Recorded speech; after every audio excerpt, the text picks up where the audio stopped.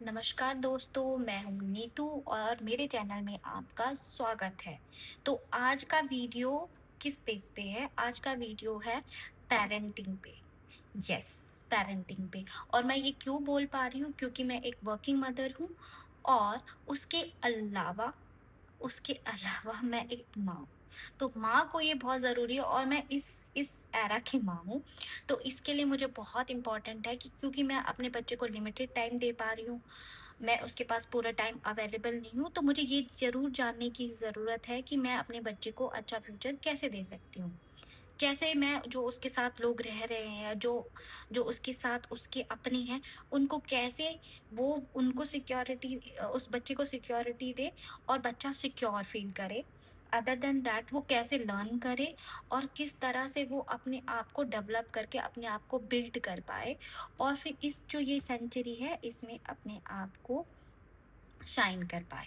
तो उसके लिए मेरी कुछ बेसिक्स मैंने जाने हैं वो मैं आपको बताऊँगी और मैंने कैसे जाने, क्योंकि मैं मेरा बच्चा है इसीलिए नहीं, इसके अलावा मेरे सिबलिंग्स हैं, उनके बच्चे हैं, मैंने उनको ग्रो करते हुए देखा है और क्या-क्या चीज़ें उस टाइम पे होनी चाहिए थी जो उनको नहीं पता थी या पता थी तो कितनी अप्लाई कर पाए और क्या-क्या चीज़ें रही हैं, वो उस बेसिस पे मैंने वो सारी चीज़ें स्टडी भी करी हैं और प्रैक्टिकली देखी भी हैं। तो आप रिलेट कर पाओगे क्योंकि आपको आपको भी ट्रैवल करना, अगर आप वर्किंग मॉम हो या फिर आप वर्किंग मॉम भी नहीं हो, आप घर पे भी टाइम दे रहे हो, क्योंकि घर पे भी जो वुमेन्स हैं उनके पास और भी बहुत काम है। सिर्फ़ ऐसा नहीं है कि जो बाहर जा रहे हैं उन्हीं के पास काम है, क्योंकि ह और हमको इसलिए लगता है क्योंकि हम अपने बच्चे से 8-10 घंटे तक डिटैच रहते हैं। तो उसके लिए उसको जानने के लिए हमें ये लगता है कि हमें उनकी सोशल सिक्योरिटी से लेके उसके मेंटल अपब्रिंगिंग से लेके उसकी फिजिकल अपब्रिंगिंग तक हर चीज़ का ध्यान रखना पड़ता है।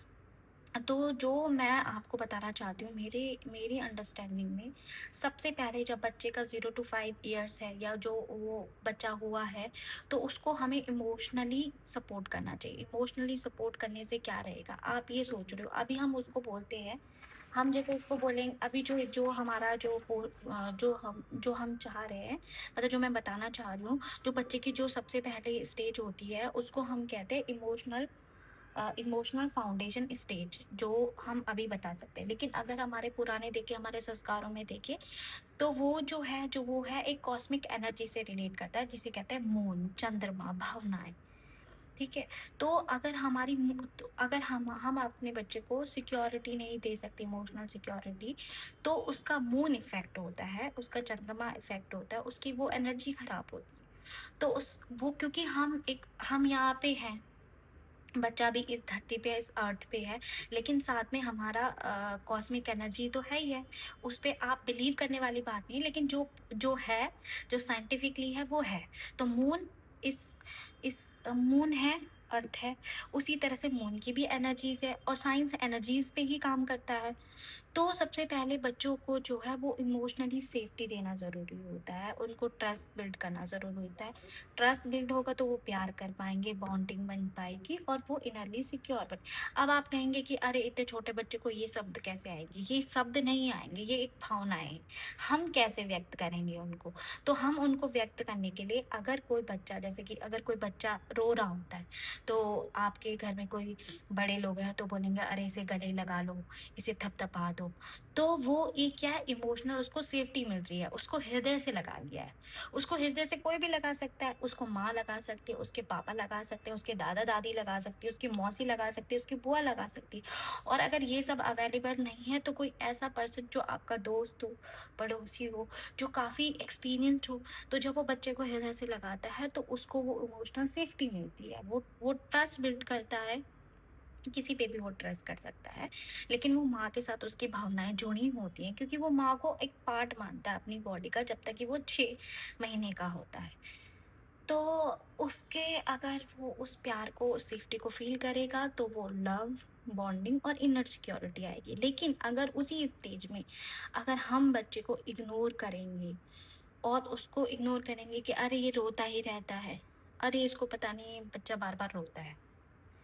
ये रात को सोने नहीं देता है, अरे मतलब, तो ये रिजेक्शन है, उसके इमोशंस को रिजेक्शन है। माना कि वुमन है, एक औरत है, वो उतनी ही मुश्किलों से गुजरती है जब वो चाइल्ड बर्थ ले लेती है और उसको भी दिक्कतें होती हैं, लेकिन क्योंकि हमने चूज़ किया है इस बच्चे को धरती पे लाना, तो हमारी कुछ रिस्पॉन्सिबिलिटीज़ हैं जो हमको वो पूरी करनी है।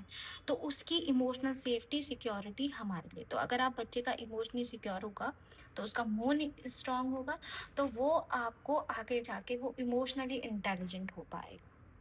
तो ये सारी चीज़ें आपको ज़रूर ध्यान रखनी है। उसके अलावा दूसरा, देखो, अगर हम पेरेंटिंग की बात करें, तो पेरेंटिंग में अगर मॉडर्न साइंस की बात करें, तो आप बोलेंगे बच्चों का इमोशनल इंटेलिजेंट होना चाहिए, राइट? फिर बच्चों का माइंड डेवलप होना चाहिए। हमें माइंडफुल वाली डिग्रीज, हम कुछ माइंडफुल लर्निंग कराएंगे। माइंडफुल लर्निंग कराने करने के साथ हम बोलेंगे उसका कम्युनिकेशन अच्छा होना चाहिए। यही तो है स्मार्ट लर्निंग, कि आपका कम्युनिकेशन हो, आपके बच्चे को डेवलप हो और आपका बच्चे का कॉन्फिडेंस बढ़े। तो ये सब चीज़ें जो है ये एनर्जी से रिलेटेड करती हैं, और ये तभी आप कर पाते हैं जब आप उस चीज़ों को पहले खुद समझे, तभी आप अपने बच्चों को उस चीज़ को आप आगे कर सकते हैं। तो मैंने जो आपको बताया, पहले मून एनर्जी की बताया, इमोशनल इंटेलिजेंस के लिए बताया, बच्चों को इमोशनली कैसे वो फाउंडेशन बनाना है, वो मैंने बताया। उसके बाद मैं आपको आगे बताती हूँ दूसरी एनर्जीज़।